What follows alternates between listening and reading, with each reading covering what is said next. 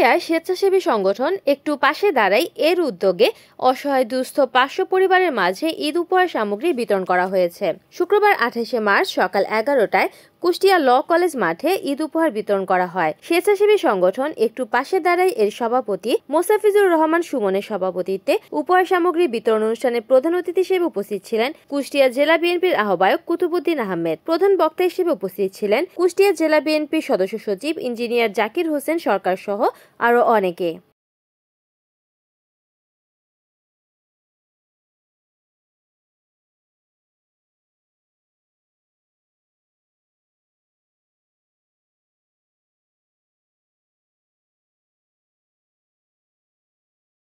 Report করেছেন কুষ্টিয়া প্রতিনিধি মোহাম্মদ মঞ্জুরুল ইসলাম, NN TV.